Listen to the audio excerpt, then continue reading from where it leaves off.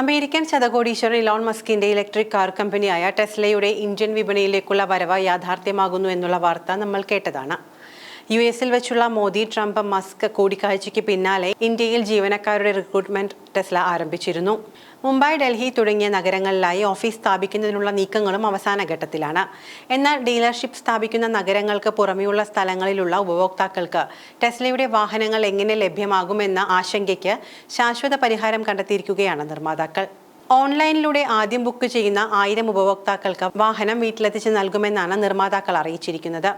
പരമ്പരാഗത ഡീലർഷിപ്പ് സംവിധാനം ഉപേക്ഷിക്കാനും തടസ്സങ്ങളില്ലാതെയുള്ള വാങ്ങൽ ഉറപ്പാക്കുന്നതിനുമാണ് ഓൺലൈൻ വ്യാപാരം ആരംഭിച്ചിരിക്കുന്നത് എന്നാണ് വിവരം. ഇന്ത്യയിലെ ഇലക്ട്രിക് വാഹന വിപണിയിൽ വലിയ മാറ്റത്തിന് വഴിയൊരുക്കുമെന്ന് പ്രതീക്ഷിക്കുന്ന ഈ വാഹനം വിൽപ്പന നടപടികളുടെ കാര്യത്തിലും മാറ്റത്തിന് തുടക്കമിടുമെന്നാണ് വിലയിരുത്തൽ. മോഡൽ 3, മോഡൽ Y എന്നീ വാഹനങ്ങളായിരിക്കും പ്രാഥമിക ഘട്ടത്തിൽ ടെസ്ല ഇന്ത്യയിൽ എത്തിക്കുക. കമ്പനിയുടെ ബെർലിൻ ഫാക്ടറിയിൽ നിർമ്മിക്കുന്ന വാഹനങ്ങൾ CBU റൂട്ട് വഴിയാണ് ഇന്ത്യയിൽ വിപണിയിലെത്തിക്കുന്നത്. മുംബൈ, ഡൽഹി നഗരങ്ങളിൽ ഷോറൂമിനുള്ള ഇടം കണ്ടെത്തിയെങ്കിലും സർവീസ് സെന്ററുകൾ ആരംഭിച്ചിട്ടില്ല. ആഗോള വിപണിയിൽ ടെസ്ല സ്വീകരിച്ചിട്ടുള്ള പ്രീമിയം ടെക്നോളജി നേരിട്ട് ഉപഭോക്താക്കളിലേക്ക് എന്നീ നയങ്ങളായിരിക്കും ഇന്ത്യയിൽ പിന്തുടരുക.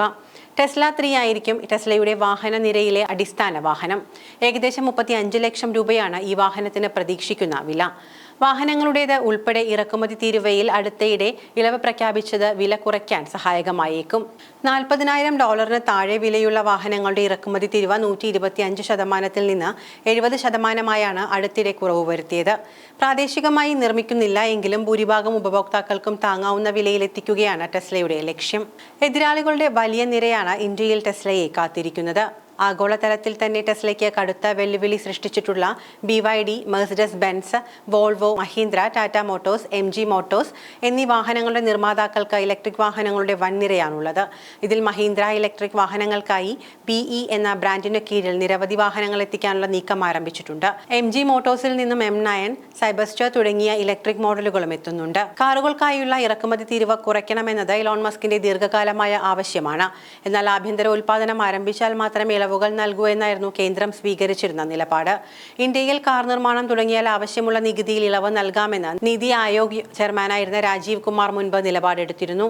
എന്നാൽ ആദ്യം ഇറക്കുമതി ചെയ്ത ഇന്ത്യയിലെ വാഹനം വിറ്റ ശേഷം ഉൽപ്പാദനം ആരംഭിക്കുമെന്ന് ഇലോൺ മസ്കും അന്ന് പറഞ്ഞിരുന്നു.